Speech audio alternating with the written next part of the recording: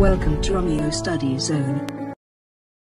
Hello dear students, good morning. Welcome to Romeo Study Zone and today we are now going to start with our next topic of inorganic chemistry. हम देख रहे थे IUPAC, जो हमारा topic चल रहा है IUPAC चल रहा था। कल मैं बताना भूल गया था कि हम IUPAC पढ़ रहे हैं, ठीक है। IUPAC को मैं 12 लेक्चर में कवर करूँगा।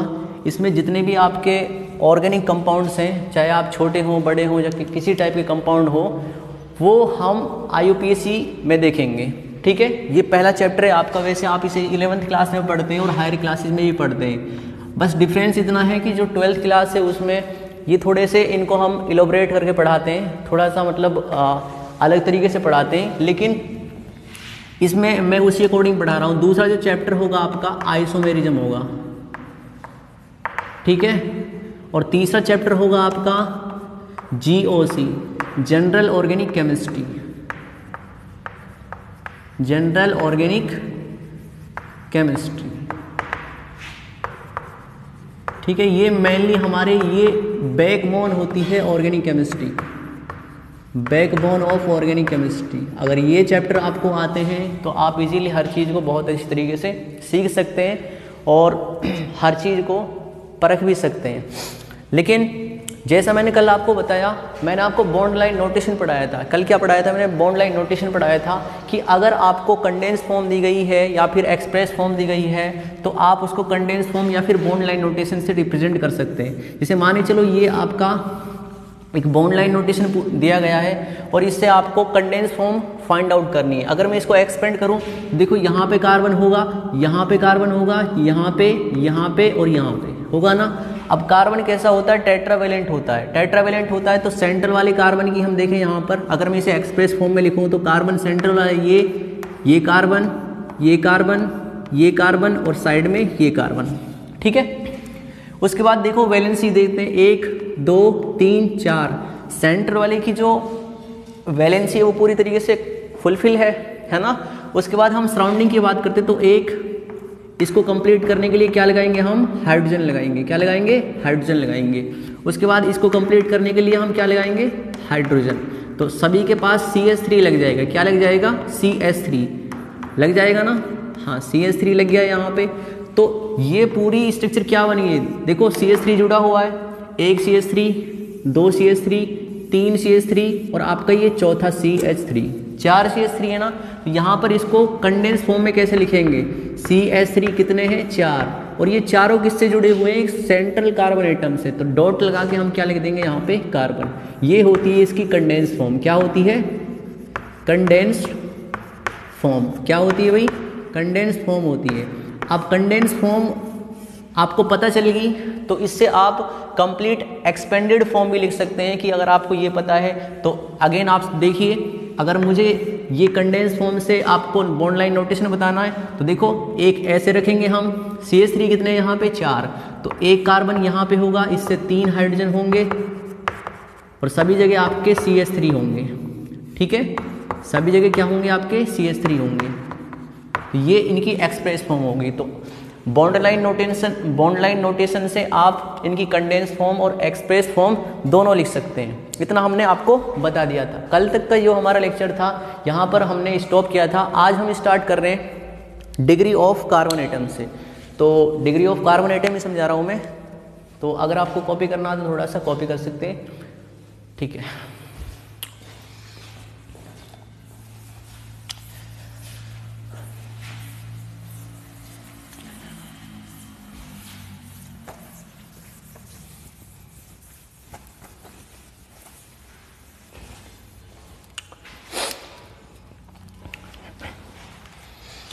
तो हमारा जो नेक्स्ट टॉपिक है उसका नाम है डिग्री ऑफ कार्बन एटम।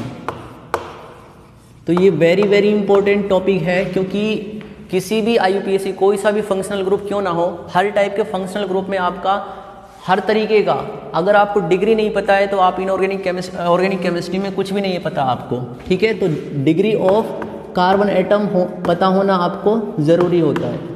तो डिग्री ऑफ कार्बन एटम होता क्या है? देखो मान के चलो आपके पास कोई ये है, एक रिंग बनी हुई है। बताओ कैसी रिंग है? ये साइक्लिक रिंग है। इसका नाम होता है साइक्लोहेक्सेन। क्या होता है?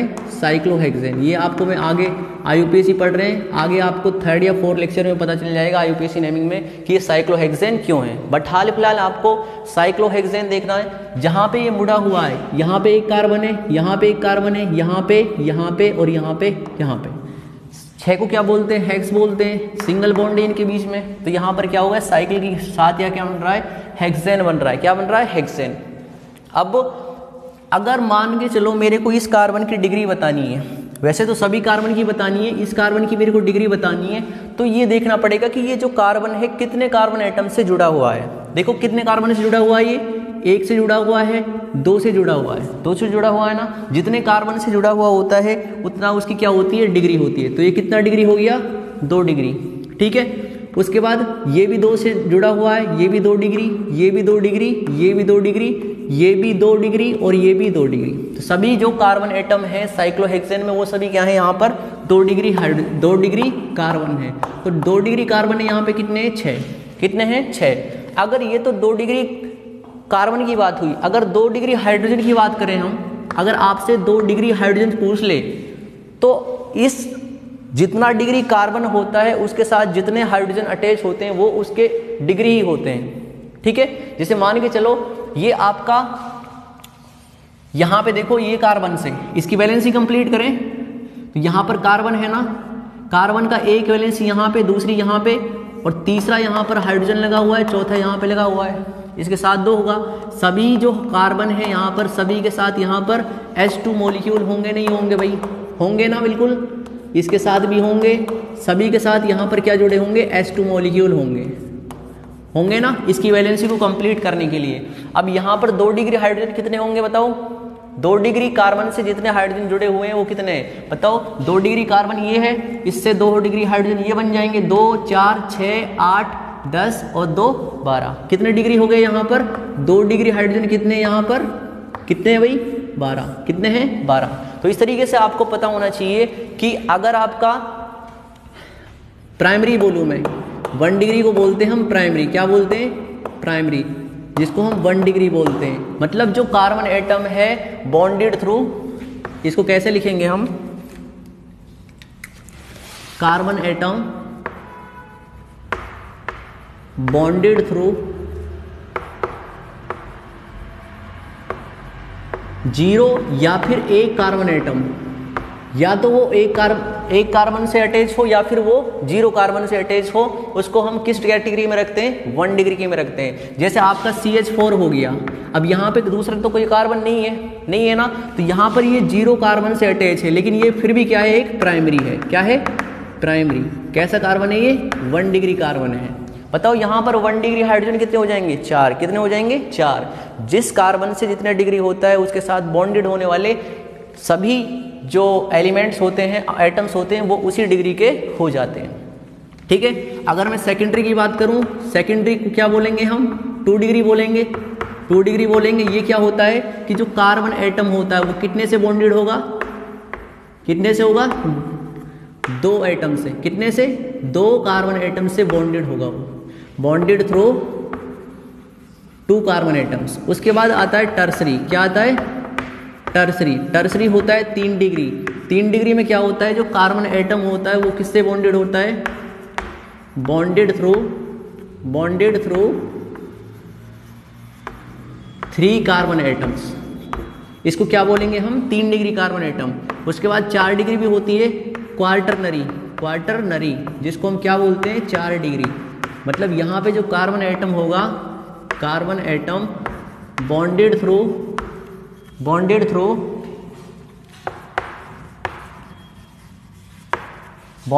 4 कार्बन एटम्स।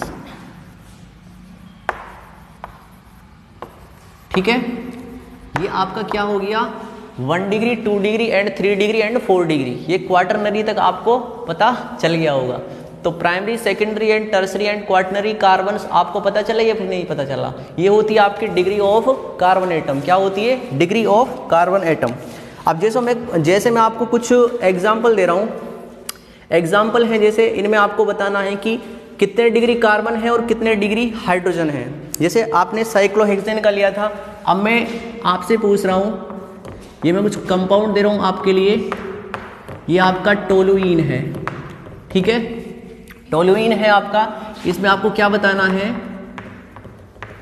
कितने डिग्री कार्बन है और उनके साथ जो हाइड्रोजन जुड़े हुए हैं उनकी संख्या कितनी है।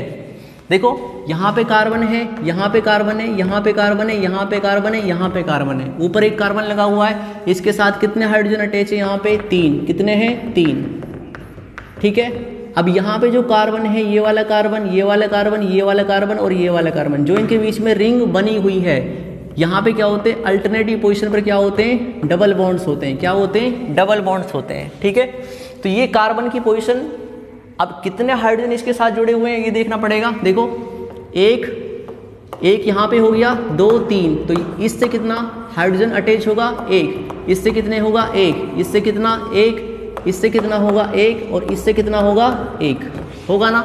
बताओ ये जो कार्बन है कितने डिग्री है ये, बताओ।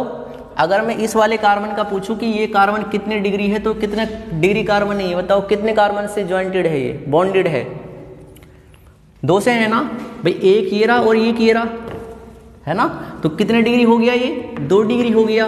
ये कितना डिग्री है, 2 डिग्री, ये कितना है 2 डिग्री और ये कितना है बताओ, कितना बताओ, कितने डिग्री है ये कार्बन, ये वाले की पूछ रहा हूं मैं, जो एल्काइल ग्रुप है CH3 मिथाइल लगा हुआ ऊपर, 1 डिग्री 2 डिग्री, बताओ कितने से जुड़ा हुआ है, 1 से जुड़ा हुआ है ये, यहाँ पे जो कार्बन है 1 से जुड़ा हुआ है ना, हाँ, तो ये कितना डिग्री है, 1 डिग्री है ये कितना डिग्री है बताओ, हाँ, क्योंकि इस वाले से जुड़ा हुआ है और ऊपर एक कार्बन है, तो ये कितना हो गया 3 डिग्री हो गया, कितना हो गया 3 डिग्री हो गया ना। अब यहाँ पर जो कार्बन की जो डिग्री थी वो हमने फाइंड आउट कर ली है। अब यहाँ पे 1 डिग्री कार्बन कितना बताओ, 1 डिग्री कार्बन कितना है बताओ, एक ही है ना भाई, एक ही है ना 1 डिग्री कार्बन, यहाँ पे एक 1 डिग्री कार्बन है, बताओ 1 डिग्री हाइड्रोजन कितना हो जाएगा, कितना हाइड्रोजन जुड़े हुए हैं इससे, 3 जुड़े हुए हैं ना ऊपर, तो ये 1 डिग्री हाइड्रोजन कितने हैं 3। उसके बाद 2 डिग्री हाइड्रोजन 2 डिग्री कार्बन देखते हैं यहाँ पे, 2 4 6 सॉरी 1 2 3 4 और 1 5, ये कितने हो गए 5। इनके साथ 2 डिग्री हाइड्रोजन मतलब कितने जुड़े हुए हैं, 5 जुड़े हुए हैं भाई, 5 जुड़े हुए हैं ना भाई, 1 2 3 4 और 1 5। उसके बाद 3 डिग्री भी है ना, 3 डिग्री कार्बन पर कितने, एक ही है, इसके साथ हाइड्रोजन जुड़े हुए हैं कितने बताओ, बताओ कितने, हाँ, एक भी नहीं है ना, तो इसके साथ जो 3 डिग्री हाइड्रोजन है वो कितने हैं 0 है।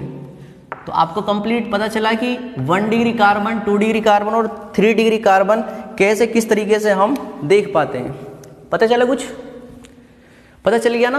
अब मैं कुछ आपको कंपाउंड लिखा रहा हूं जिनमें आपको 1 degree carbon, 2 degree carbon, 3 degree carbon और 4 डिग्री कार्बन का पता लगाना है। आपको ये भी पता होगा अगर 4 डिग्री कार्बन है तो वहां पर जो उसके साथ कोई भी डिग्री हाइड्रोजन नहीं होता है भाई, 4 आपके कैसा कार्बन कैसा होता है, टेट्रावेलेंट होता है। अगर टेट्रावेलेंट होता है तो अगर ये खुद ही 4 एटम से सराउंड हो गया तो इसका हाइड्रोजन नहीं होंगे इसके पास, अगर हाइड्रोजन नहीं होंगे तो ये उस डिग्री का हाइड्रोजन नहीं बनाएगा, ठीक है भाई।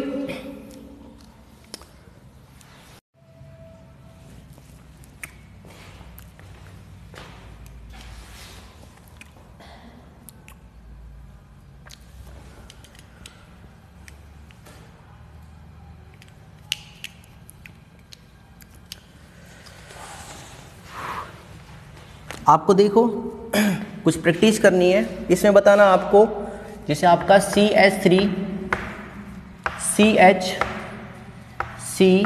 ऊपर CH3 लगा हुआ है, ये नीचे CH3 है, यहाँ पे CH3 है और यहाँ पे CH3 है, ठीक है। ये ट्रिप्टेन होता है ये, ठीक है, ट्रिप्टेन होता है ये, ठीक है। तो इसमें आपको बताना है कि कितने डिग्री कार्बन है और उनके साथ जो बॉन्डेड है वो कितने डिग्री है हाइड्रोजन, तो पता लगाएं। देखो ये कार्बन है कितने से बॉन्डेड है, एक कार्बन, दो कार्बन और एक तीन कार्बन, तो ये वाला कितना डिग्री है, 3 डिग्री हो गया। ये वाला बताओ कितना है, 1 डिग्री हो गया। ये वाला कितना है, 1 डिग्री हो गया। ठीक है, ये बताओ कितने डिग्री है, 1 2 3 4, तो ये कौन सा डिग्री है, 4 डिग्री है। ये कौन सा 1 डिग्री, ये कौन सा 1 डिग्री, और ये भी कौन सा 1 डिग्री है। ठीक है, तो फाइनली यहाँ पर अगर हम पता लगाएं तो 1 डिग्री कार्बन कितने हैं यहाँ पे, 1 2 3 4 और एक 5, कितने हैं, 5। इन 1 डिग्री हाइड्रोजन कार्बन के साथ कितने हाइड्रोजन अटैच हैं, 3, 3 दूनी 6, 3 तिया 9, 3 चौक 12, 3 पंजा 15, कितने 15 आपके 1 डिग्री हाइड्रोजन हो गए। उसके बाद अगर आपको 2 डिग्री बताने हैं, 2 डिग्री तो है नहीं इसमें, 3 डिग्री है। 3 डिग्री कार्बन कितने हैं यहाँ पे बताओ, 1, और 3 डिग्री हाइड्रोजन कितने हो जाएंगे बताओ, 1 ही तो है ना। उसके बाद 4 डिग्री कार्बन कितना है, 1, और 4 डिग्री हाइड्रोजन के लिए होता ही नहीं है, नहीं होता ना, नहीं होता ना। तो इस तरीके से 1 डिग्री, 2 डिग्री और 3 डिग्री और 4 डिग्री का आप किसी के लिए भी बता सकते हो। ठीक है, तो इसका मॉलिक्यूलर फॉर्मूला क्या बनेगा वैसे, 5 6 7 C7H16।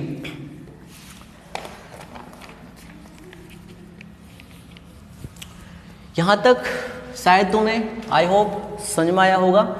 ये आपकी थी डिग्री ऑफ कार्बन एटम और उनके साथ जो हाइड्रोजन बॉन्डेड होते हैं।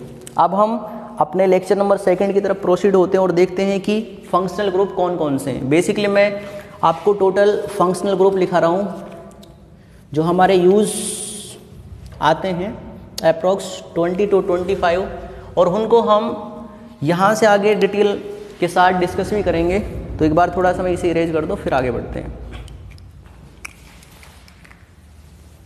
थोड़ा सा कैलकुलेशन ऑफ, रुको एक second, calculation of sigma and pi bond, एक थोड़ा सा टॉपिक और बच रहा है। वैसे इसको केमिकल बॉन्डिंग में मैं पढ़ा चुका हूँ, calculation of sigma and pi bonds. देखो पाई बॉन्ड का और सिग्मा बॉन्ड का रेशियो ही पूछ लेता है कई बार स्ट्रक्चर्स में, लेकिन आपको ये पता होना चाहिए कि अगर आपका किन्हीं 2 एटम्स के बीच में सिंगल बॉन्ड है तो वहाँ पर 1 सिग्मा होता है। ठीक है, अगर आपका डबल बॉन्ड फॉर्म हो रहा है 2 एटम के बीच में तो 1 सिग्मा और 1 पाई होता है। अगर आपका 3 बॉन्ड होते हैं तो वहाँ पर 1 सिग्मा और कितने होते हैं, 2 पाई बॉन्ड्स होते हैं ना भाई। अगर हमें बताना है कि सिग्मा और पाई बॉन्ड कैसे निकालने हैं हमको, देखो जैसे मान के चलो ये आपकी बेंजीन है, ठीक है, ये आपकी एक बेंजीन है। बेंजीन में आपको बताना है कि कितने सिग्मा बॉन्ड हैं और कितने पाई बॉन्ड हैं, इनका रेशियो बताना आपको। ठीक है, तो बताएं, सभी के पास एक एक हाइड्रोजन होता है, एक एक हाइड्रोजन होता है सभी के पास, तो 6 सिग्मा तो इनसे बन गए ना। यहाँ पर डबल बॉन्ड में भी क्या होता है, 1 सिग्मा 1 पाई होता है, तो 6 6 12 कितने हो गए, यहाँ पे कितने सिग्मा हो गए, 6 सिग्मा तो ये बन गई है, हाइड्रोजन के साथ बॉन्डेड है। 7 8 9 10 11 और 1 12, तो यहाँ पे 12 तो क्या है सिग्मा, और पाई बॉन्ड कितने दिख रहे हैं, 1 2 और 3, तो 3। रेशियो कितने आ गया, 4:1।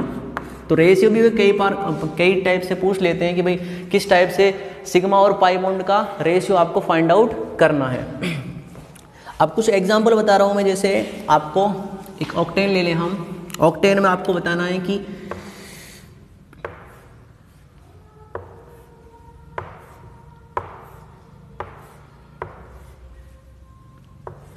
डबल बॉन्ड लगा दे, ठीक है, हाँ। इसमें बताना है सिग्मा और पाई बॉन्ड कितने और सिग्मा कितने हैं। यहाँ पे पाई तो आपको 4 दिख रहे हैं, सिग्मा कितने होंगे बताओ, कितने होंगे, 1 2 3 4 5 6 7 8 हो गए ना। 8 तो हाइड्रोजन के साथ हो गए, और यहाँ पे भी कितने हैं, 8 हैं, 16। 8 और 8 16 कितने बन गए, सिग्मा कितने बन गए यहाँ पे 16। तो आप किसी भी स्ट्रक्चर के लिए बना सकते हैं सिग्मा और पाई बॉन्ड कितने बनेंगे, टोटल कितने बनेंगे आपकी। अब आप थोड़ा सा प्रैक्टिस करना, टोलुइन में बताओ कितने बनेंगे सिग्मा, कितने पाई। टोलुइन होता है CH3, बेंजीन डेरिवेटिव के ऊपर एक एल्काइल ग्रुप लग जाता है मिथाइल, तो ये टोल्यूइन होता है। टोल्यूइन में बताना आपको, नेफ्थालीन में भी बताना है। नेफ्थालीन आपको पता होगा, जब दो बेंजीन डेरिवेटिव एक साथ मिल जाती है तो इनको नेफ्थालीन बोलते हैं। नेफ्थालीन का यूज़ मेनली चूहे मारने वाली दवाई या फिर पॉइजनस कंपाउंड होता है, ठीक है। तो इन्हें बताओ कितना बनेगा, सिग्मा और पाई।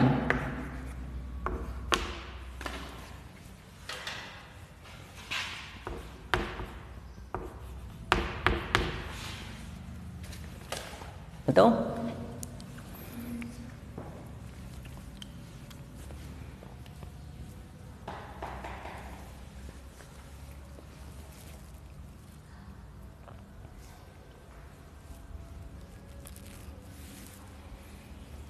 कितने?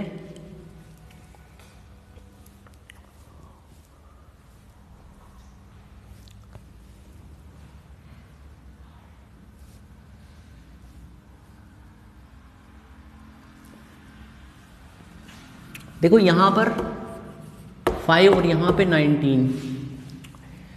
इसको कैसे अल्टरनेटिव पोजीशन पर हमें क्या लगाना है, अगर मैं इसको इलोबरेट करूँ तो इस स्ट्रक्चर को, तो देखो कैसे बनाएंगे।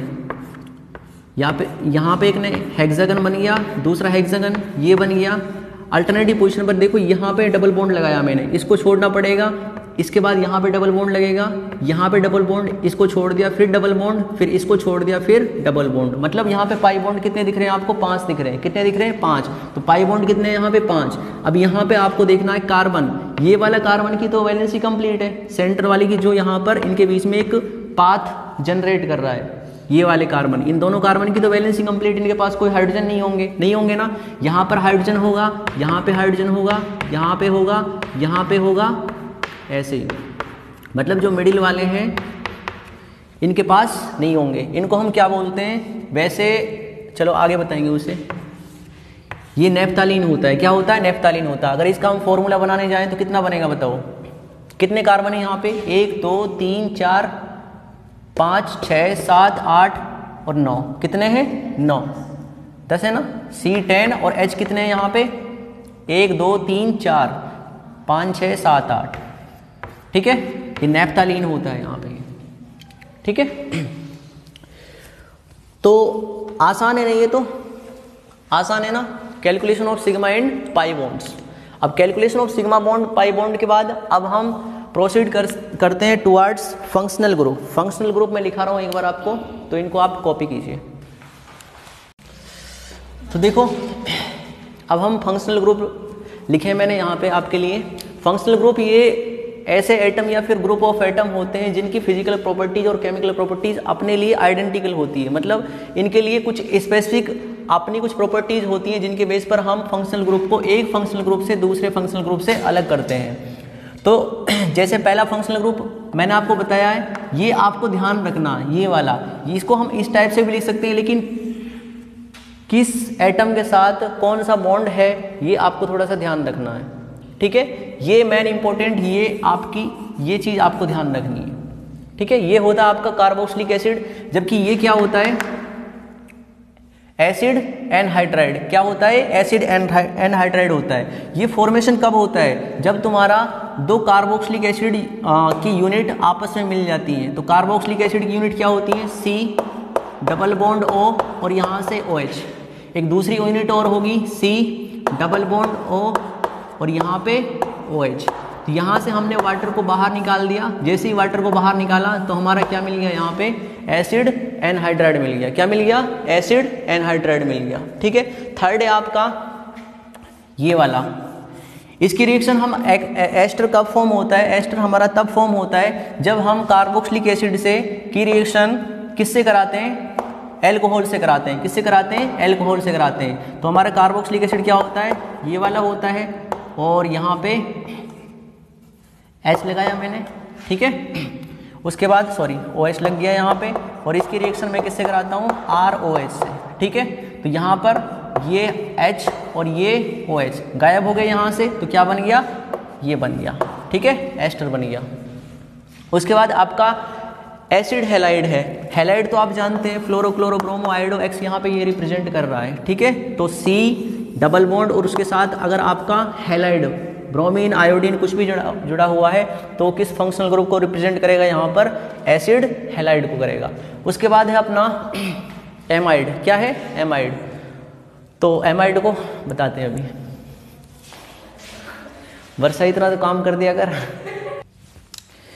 इसके बाद है अपना यहाँ पे एमाइड। एमाइड क्या होता है? देखो इनमें और इनमें दोनों में एक ही डिफरेंस है। यहाँ पर कार्बन के साथ डबल बॉन्ड लगा हुआ है, ऑक्सीजन के साथ लगा हुआ है। यहाँ पर X था, यहाँ पे OR था और यहाँ पर क्या है आपका NH2। क्या है? NH2। वैसे NH2 अगर आप डायरेक्टली इसको हम एमाइन में भी पढ़ेंगे, एमाइन आपका अलग फंक्शनल ग्रुप होता है, उसको आप यार डिस्कस करेंगे, लेकिन ये एमाइड होता है। क्या होता है? एमाइड होता है। C डबल बॉन्ड O और आपका NH2 जुड़ा हुआ है, तो ये क्या होता है? एमाइड होता है। देखो यहाँ पर मैंने एक हाइड्रोजन को यहाँ पे गायब करके एक एल्काइल ग्रुप जोड़ दिया यहाँ पे, तो ये क्या बन गया? N सब्स्टिट्यूट एमाइड बन गया। अगर आपने दोनों हाइड्रोजन को गायब करके एल्काइल ग्रुप ऐड ऑन कर दिया तो ये क्या बन गया आपका? डाई सब्स्टिट्यूट एमाइड बन गया। ठीक है, ये आपका साइनाइड होता है, ये आपका आइसोसाइनाइड होता है, जहाँ पर एक coordination bond with 2 covalent bond के साथ आइसोसाइनाइड बोलते हैं या फिर आइसोनाइट्राइड बोलते हैं उसे। ये आपका एल्डाइड होता है, कार्बन डबल बॉन्ड के साथ और HCHO, जिसे क्या बुलाते हैं? एल्डिहाइड बुलाते हैं। ये आपका C डबल बॉन्ड O, ये क्या बनता है आपका? कीटोन होता है। क्या होता है? कीटोन होता है। ये फंक्शनल ग्रुप नोट डाउन कीजिए, फिर हम आगे बढ़ते हैं और देखते हैं कि अगले फंक्शनल ग्रुप आपके कौन से हैं। एक बार नोट डाउन कीजिए।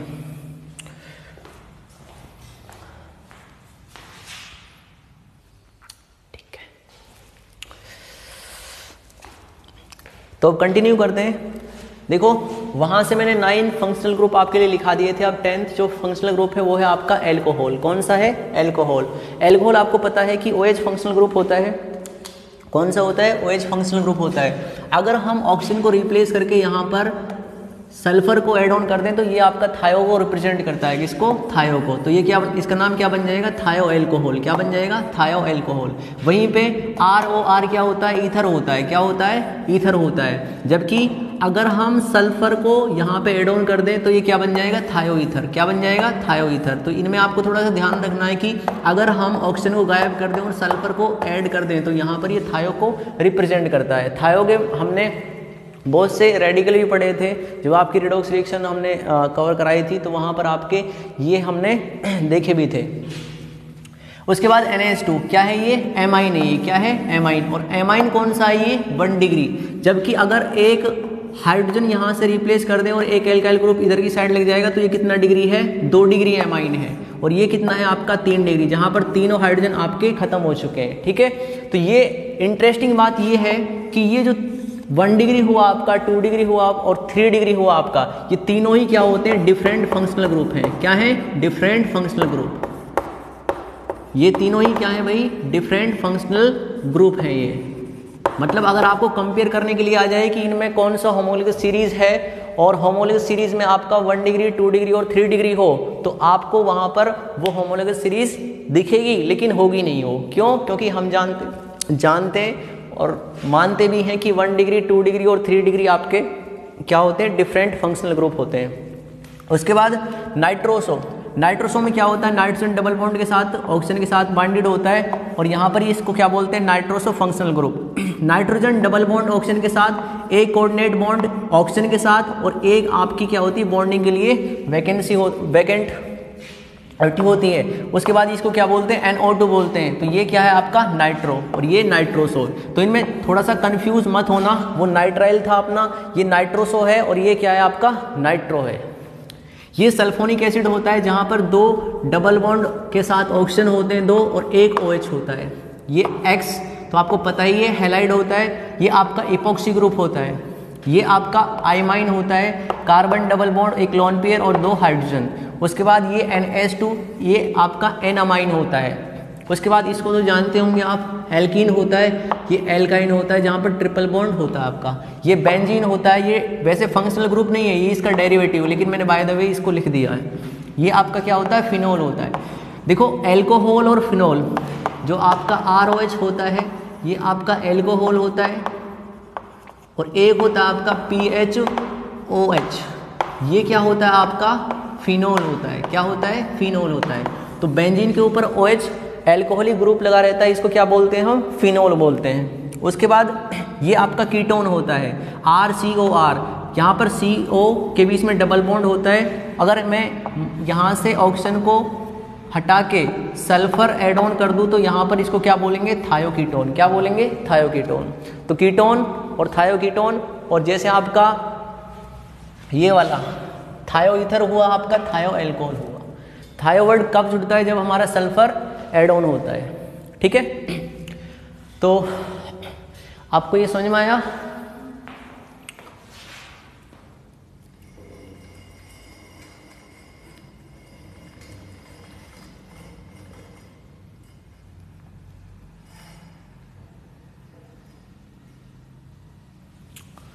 अब इसके बाद मैंने आपके लिए कुछ फंक्शनल ग्रुप बताने, आपको कुछ अपने कंपाउंड्स हैं, इनमें फंक्शनल ग्रुप बताने की कौन सा फंक्शनल ग्रुप है। अगर मैं इनको आपके लिए इसका पूछूं कि ये कौन सा फंक्शनल ग्रुप है, ये कौन सा फंक्शनल ग्रुप है, और ये वाला कौन सा है, तो इनमें फंक्शनल ग्रुप आपको बताना है।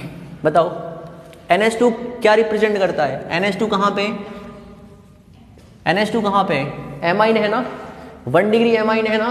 तो यहाँ पे जो फंक्शनल ग्रुप है वो कौन सा बताओ, 1 डिग्री एमाइन। ये कौन सा फंक्शनल ग्रुप है, 1 डिग्री एमाइन है।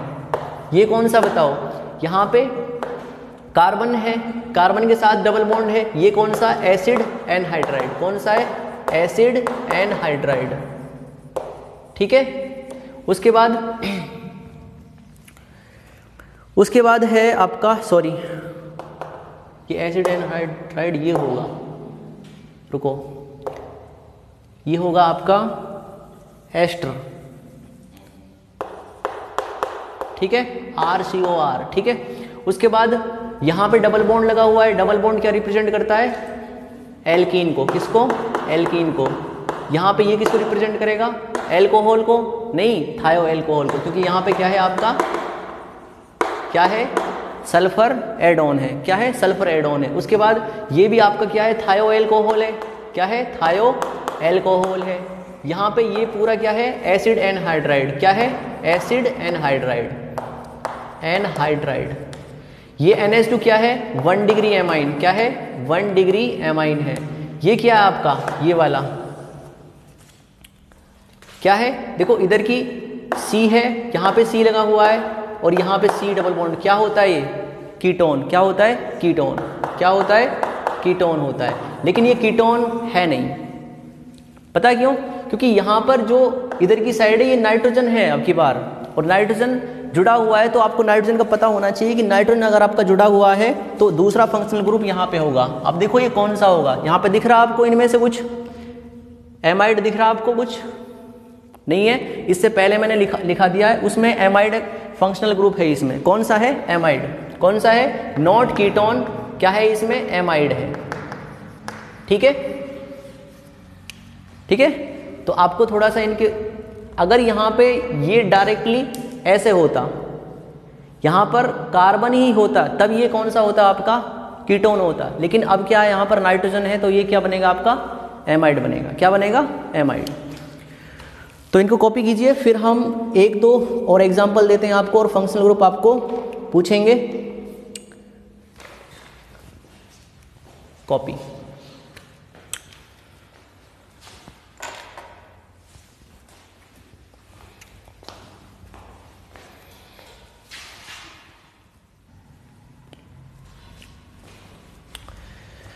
तो देखिए लोकेशन बिल्कुल ठीक है। हाँ, तो अब मैंने आपके लिए कुछ एग्जाम्पल लिखे हैं। इनमें आपको, जो मैंने आपके लिए सर्किल से ये कर रखे हैं, इनको आपको क्या बताना है, फंक्शनल ग्रुप कौन सा है। बताओ ये फंक्शनल ग्रुप कौन सा है, कौन सा फंक्शनल ग्रुप है ये, एजो। कौन सा है, एजो फंक्शनल ग्रुप है। अगर हम इसकी बात करें तो NO2 कौन सा होता है, नाइट्रो। कौन सा होता है, नाइट्रो।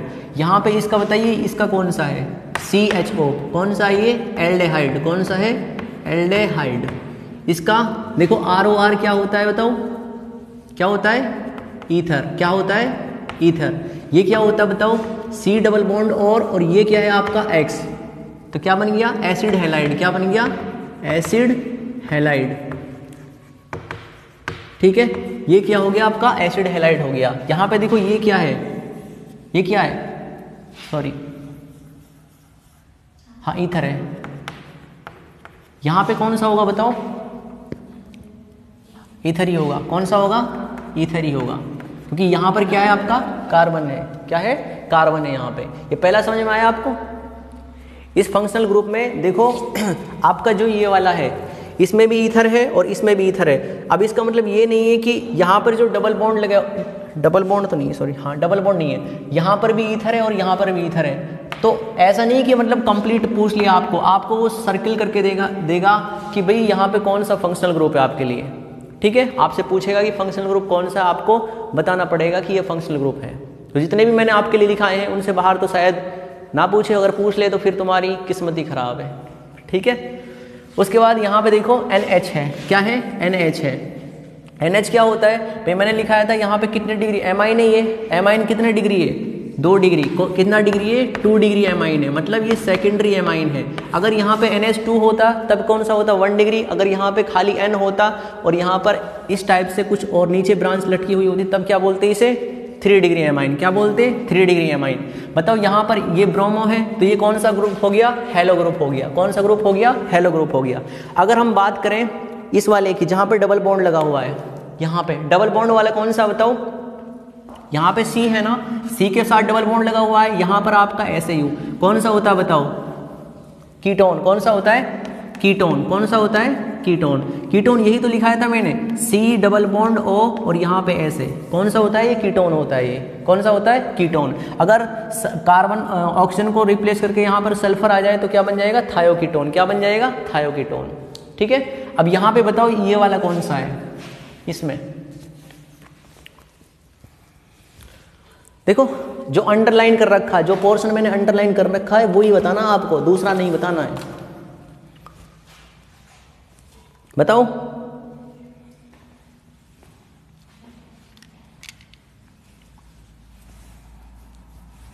ये वाला आपको लग रहा होगा कि ये एल्डिहाइड है, मैंने जो अंडरलाइन किया है ये बताना आपको। इसका तो आपको बता दोगे ये क्या है, ट्रिपल बॉन्ड के साथ एल्काइन है। इसमें कौन सा होगा, कौन सा होगा,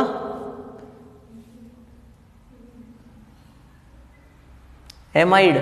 कौन सा होगा, एमाइड। देखो एमाइड क्या होता है, यही तो होता है NHC डबल बॉन्ड, यही तो होता है एमाइड। तो इसमें कौन सा एमाइड है। हाँ अगर ये इसको पूछता, इसमें खाली इसको अंडरलाइन करता और तब पूछता, तब क्या होता आपका ये एल्डिहाइड होता। अब क्या ये एमाइड है ये। उसके बाद अगला है आपका, इसको हम क्या बोलते हैं, देखो बेंजीन के साथ आपका ये कौन सा ग्रुप है, फिनोल ग्रुप है, और बेंजीन ग्रुप आपस में मिलते हैं तो नेफ्थोल बनता है। क्या बनता है, नेफ्थोल। उसके बाद यहाँ पे बताओ NH2 कितने डिग्री एमाइन है, 1 डिग्री एमाइन। कितने डिग्री है, 1 डिग्री एमाइन। यहाँ पे ये क्या है बताओ, क्या ये क्या है भाई, कीटोन है ना, कीटोन ही तो है ये, बिल्कुल। ये क्या आपका बेंजीन, क्या है बेंजीन, और यहाँ पे ये क्या है आपका एल्कीन। क्या है, एल्कीन। ठीक है, यहाँ पे बताओ यहाँ पे क्या है, यहाँ पे भी क्या है आपका कीटोन है, कीटोन है। यहाँ पर आपका NH2 लगा हुआ है, कितने डिग्री एमाइन है, 1 डिग्री एमाइन है। यहाँ पर ये क्या है आपका कार्बोक्सिलिक एसिड है, क्या है कार्बोक्सिलिक एसिड, OS और लगाना था यहाँ पे। ठीक है, तो ये क्या बन जाएगा, कार्बोक्सिलिक एसिड बन जाएगा। ठीक है, उसके बाद यहाँ पे देखो इसमें कौन सा है, कौन सा है इसमें, देखो कार्बन अगर आपके मिडिल में बनते हैं, क्या बनते हैं, कार्बन के साथ CS यूनिट जुड़ती है तो इसका मतलब वहां पे क्या होता है, एल्कीन होता है। अगर मैं तो देखो इसको सिंगल सिंगल करूं मैं, कार्बन कितने यहाँ पे 4 कार्बन है, तो 1 2 3 और 1 4। ठीक है, हाइड्रोजन इस वाले पे कितने 3 है, इस वाले पे कितना 1 है, इस वाले पे कितना 1 है, इस पे कितना है 3 है। तो इनकी वैलेंसी कंप्लीट करने के लिए 1 2 3, तो यहाँ पर चौथा इलेक्ट्रॉन यहाँ पे 1 2 3 और एक चौथा इलेक्ट्रॉन यहाँ पे, डबल बॉन्ड ऑटोमेटिक लग गया। उसके बाद यहाँ पे 1 2, तो यहाँ पे डबल बॉन्ड लग रहा है नहीं लग रहा, बिल्कुल लग रहा है ना। तो यहाँ पे अगर डबल बॉन्ड लग रहा है तो यहाँ पे कौन सा फंक्शनल ग्रुप है बताओ, कौन सा फंक्शनल ग्रुप है, एल्कीन। कौन सा है, एल्कीन। ठीक है, तो तो ये तुम्हारे क्या होते हैं, फंक्शनल ग्रुप होते हैं। क्या होते हैं, फंक्शनल ग्रुप होते हैं। आई होप आपको, मतलब वैसे तो मैं डाल भी दूंगा आपको इस वीडियो के डिस्क्रिप्शन में, थोड़ा सा प्रैक्टिस करना। उनकी कुछ ऐसे एग्जाम्पल होंगे जहाँ पर आपको फंक्शनल ग्रुप आइडेंटिफाई करने हैं, ठीक है। तो इसी के साथ में फंक्शनल ग्रुप का जो हमारा ये टॉपिक है इसको हम समाप्त करते हैं। अब हम एक नया टॉपिक डिस्कस करने जा रहे हैं जिसका नाम है डबल बॉन्ड इक्विवेलेंट, ठीक है। तो कॉपी नाउ।